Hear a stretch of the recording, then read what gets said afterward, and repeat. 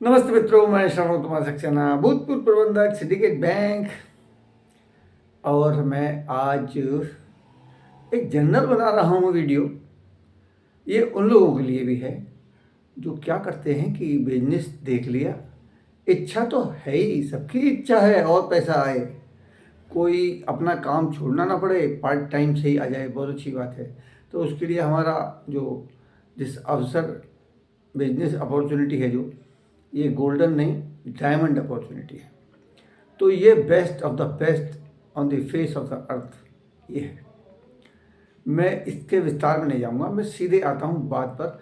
कई बार क्या होता है कि लोग बाग अक्सर चल पड़ते हैं लोगों को तैयार करने के लिए, या एक तरह से समझ लो कि राय मशवरा कर लें, अगर तैयार हो जाएगा कोई तो मैं भी तैयार हो जाऊंगा, नहीं तो भैया अपने जैसे दाल रोटी चल रही है ठीक है। ये क्या है, ये कौन सा एटीट्यूड हुआ?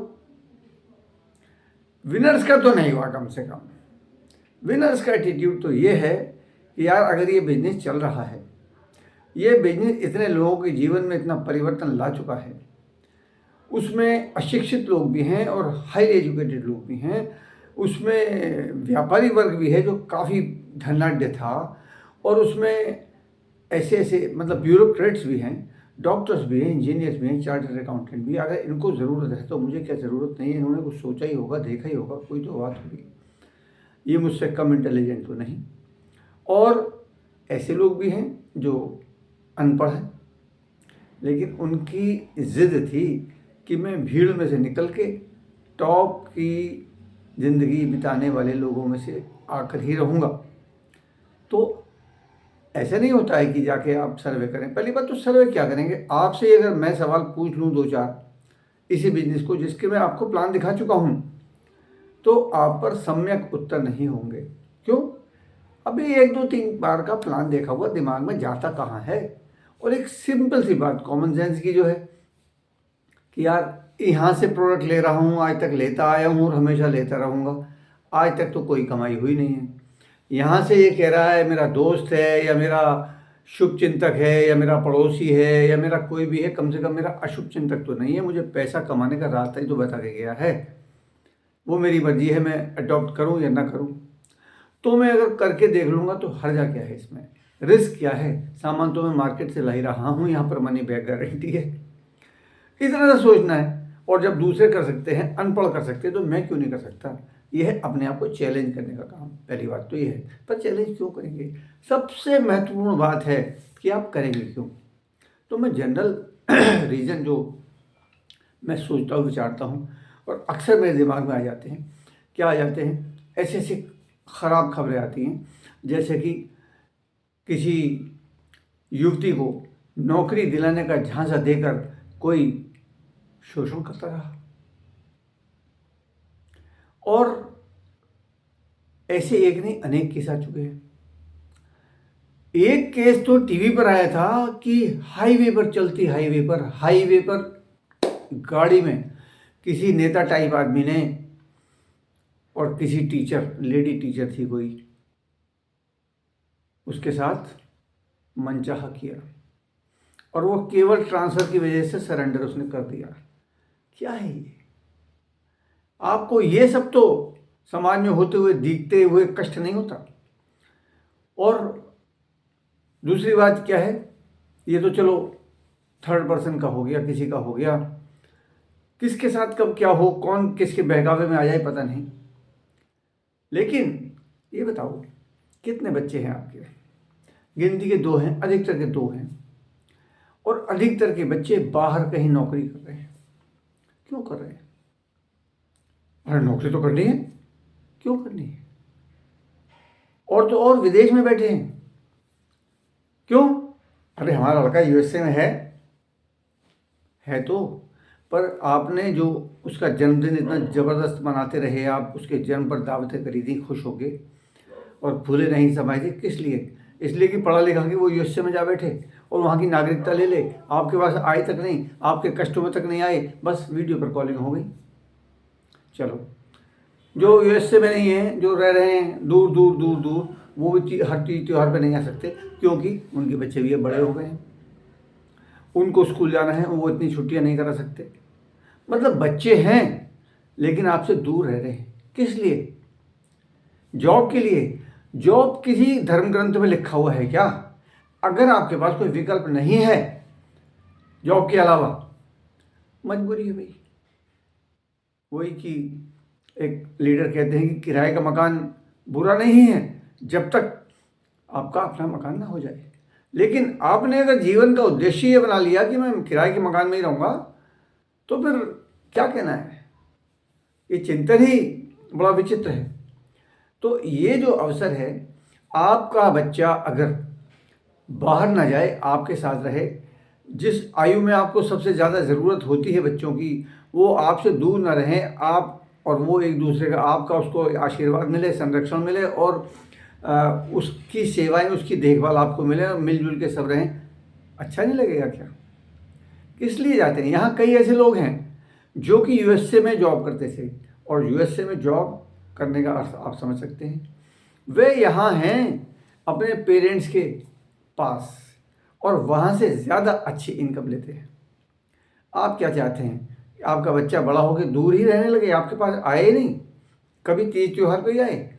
या ये चाहते हैं कि आपके साथ रहे, पोते पोती खिलाएं आप, अगर आप मेरी आयु के हैं तो अगर दूसरे दो लड़कियां हुई और मामला स्टॉप, एक लड़की हुई, एक की ड्राइवर करता हुआ लड़का हो जाए, नहीं हुआ तो स्टॉप। क्यों? अरे दो ही का आगे ऊपर कैसे होगा? लेकिन यहाँ कई ऐसे लोग हैं जिनकी इनकम इतनी है जितनी वो जॉब में करते थे ना, उसकी 5 गुनी 10 गुनी इससे भी ज़्यादा इनकम है। क्या किया? दुकान बदली और दुकान बदलवाई, सीखा। ऐसा इतना सिंपल भी नहीं है। क्यों सिंपल नहीं है? बिजनेस सिंपल है, लोग सिंपल हों तब तो। लोगों को अपना जो धारणात्मक चिंतन है वो बदलना पड़ेगा। सिंपल है यार, दूसरे कर रहे हैं, दूसरे सफल हो रहे हैं, दूसरों का जीवन बदल चुका है, तो हम भी क्यों नहीं बदल सकते? और हम बदलना तो चाहते हैं। कौन चाहता है कि छोटी से छोटी गाड़ी हो, छोटा से छोटा घर हो, उसमें भी ईएमआई चलती हो? कौन चाहता है? अधिकतर की ईएमआई चलती है, जीवन ईएमआई पे चलता है। इवन एजुकेशन लोन भी ईएमआई पे चलता है। अभी हाथ क्या, बहुत से लोग ब्याज देते जाते हैं जिससे कि कंपाउंड ना हो, ब्याज जमा करते जाते हैं। तो मतलब आमतौर पे नौकरी वालों का तो मुझे पता है। मुझे एक और प्रोफेशन में, कलेक्ट्रेट में जॉब जब मैं था, तो मैं उनके खाते देखता था, वकीलों के। देखता क्या था, मतलब कोई आया तो नेचुरली मेरा चेक पास कर रहा हूँ तो मुझे बैलेंस तो पता रह गई। तो अधिकतर के खाते ऐसे थे। तो एक वकील साहब से मेरी बात हुई तो बोले मुश्किल से 50 वकील ऐसे हैं। उस समय करीबन 5,000 रजिस्ट्रेशन थे जब मैं यहाँ पर था। तो उन्होंने कहा मुश्किल से 50 वकील ऐसे हैं जो खाते पीते हैं, जो बढ़िया चलते हैं, वरना बस कहना क्या है। तो पहले यूँ कह दिया करते थे, अरे घर घर मटियाले चूल्हे हैं, ये कहावत थी। तो और जॉब वाले तो भैया 20 तारीख से ही कब आ रही है भाई, सैलरी कब आ रही है, इसमें चालू जाते। तो रियलिस्टिक बनिए। घर हमारे छोटे छोटे हो गए। फ्लैट है, फ्लैट कई कई मंजिलों के फ्लैट हैं, और जो टावर्स बने हुए हैं वो तो फ्लैट पे ही हैं। तो वो जो टावर्स हैं, ये बताओ कि उसकी लाइफ कितनी है? उसके बाद क्या होगा? वो हवा रहेगी हाथ में, उसके लाइफ ख़त्म होने के बाद फटाक से ईएमआई पे ले लिया। लेकिन फ्यूचर का तो सोचो, आपका बच्चा जो है फिर दोबारा से पैसे देगा उसके, तब उसका कॉस्ट क्या होगी उस समय उसकी? क्यों? मजबूरी है, वो ले नहीं सकते, प्लॉट लेके बना नहीं सकते। क्यों? पैसे नहीं है, प्लॉट बहुत महंगे हैं। तो मजबूरियाँ तो बहुत हैं, और इन सब के बावजूद सिक्योरिटी नहीं है। जो लोग एजेड नहीं हैं, यंग हैं, उनका अगर मतलब जॉब है तो जब तक काम कर रहे हैं तभी तक तो इनकम है। प्राइवेट सेक्टर वाले, मन में चिंता रहती है। बीच में फार्मा इंडस्ट्री भी हिली थी तो चिंता होने लगी थी।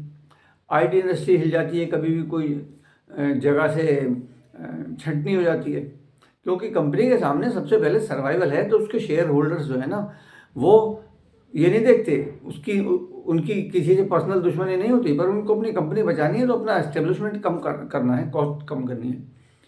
तो कहने का मतलब क्या है, मैं कुछ अशुभ नहीं बोलना चाहता, लेकिन भैया सबसे बढ़िया नौकरी है, मान लो कि मर्सिडीज बेंज और BMW जैसी श्रेणी की, इनकी बेहतरीन, उसमें भी स्टेपनी लेकर चला जाता है सावधानी के तौर पे, क्योंकि पंक्चर तो उसमें भी हो सकता है ना। तो इसलिए लोगों से ये जो सवाल लोग करते हैं ना, कई बार नए नए लोगों से कुछ भी सवाल कर लेते हैं, तू कब से है, अगर वो दोस्त हैं तो, अब किस चक्कर में पड़ गया, क्यों भाई, तुम क्या पैसे पसंद नहीं करते? तुम्हारा अगर 50 रुपये भी कैशबैक आ जाता है ना, अगर पेट्रोल खरीदो, कोई स्कीम चल रही हो तो आपके 50 रुपये 100 रुपये निकल आए, 1 लीटर तेल फालतू निकल आए, तो खुश हो, वाह वाह मजा आ गया। करते हो नहीं करते हो? तो हिपोक्रेसी अच्छी चीज़ नहीं। रियलिस्टिक बात अगर मैं अभी हेल्थ पर आ जाऊं तो चलो हेल्थ पर मैं दो अलग बनाऊंगा। तो मतलब कहने का ये है कि बी रियलिस्टिक, अभी मार्केट से लाते ही लाते हैं, लाते रहेंगे, और 100 रुपये में वो चीज़ लाएंगे जो 30 रुपये में तैयार होकर 40 रुपये में चली थी एवरेज, और 60 रुपये आप किसको दे के आ रहे हो, चाहे आपकी पेंशन ही सही।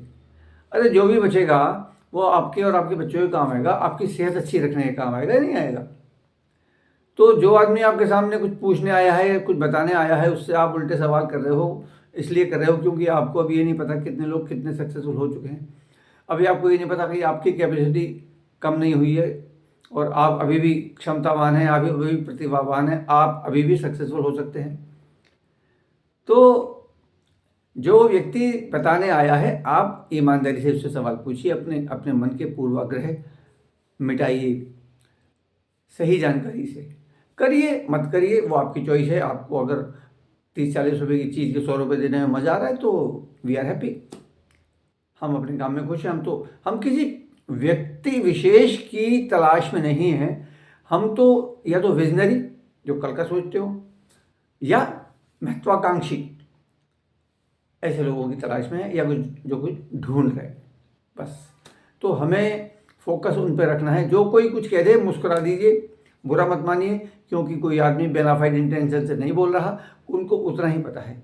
ज़्यादा से ज़्यादा उनसे पूछिए, इसकी सही जानकारी लेना चाहते हो? तुम्हारी बात ठीक है, मैं भी पहले ऐसे समझता था, लेकिन सही जानकारी ले लो, और कोई चीज़ क्लिक कर जाए, पैसा तो अभी भी अच्छा लगता होगा ना। अचानक आपको कोई कहीं से मतलब जहाँ से आप रिटायर हुए वहीं से पता चला कि फंड जो है और आ गया कहीं से, या ग्रेच्युटी का कैलकुलेशन गलत हुआ था और आपके 5 लाख रुपए और बन गए, खुश हो गए या नहीं हो गए? तो इसका मतलब क्या है, कुछ कर धर के नो से मत घबराइए। अधिकतर लोग नो इसलिए करते हैं लोगों को क्योंकि इसके बारे में कुछ पता नहीं है। Okay, all the best. ये सबके लिए है, ये उन लोगों के लिए भी है जो कि प्लान भी देख के डिसीजन लेने में घबरा रहे हैं। क्यों घबरा रहे हैं? कि लोगों ने फूंक मार दी है, लोगों ने नेगेटिव दे दिया है। क्यों दे दिया है? क्योंकि उनको ऐसे पता है। वो आपके अशुभ चिंतक नहीं है, लेकिन वो शुभ चिंतक समझते हैं अपने आप को, वो समझते हैं आप गलत रास्ते पे जा रहे हैं। तो क्यों समझते हैं? क्योंकि उनको नॉलेज ऐसे ही है बस। तो सही नॉलेज कौन है देगा? जो एक्टिव है, जो सिस्टम से जुड़ा हुआ है, जो उन लोगों से जुड़ा हुआ है जो हाईली सक्सेसफुल है, या तो खुद हाईली सक्सेसफुल है या उन लोगों से जुड़ा हुआ है जो हाईली सक्सेसफुल हैं। वरना तैराकी सीखनी है तो क्रिकेट का कोच थोड़ी सिखाएगा है, अगर संस्कृत सीखनी है तो फिजिक्स का प्रोफेसर थोड़ी सिखाएगा। जो जिस लाइन का आदमी है और एक्टिव है वही सही चीज़ बताएगा, और सही निर्णय लेंगे आप फायदे में रहेंगे, नहीं लेंगे आपका जीवन आपका निर्णय। नमस्ते।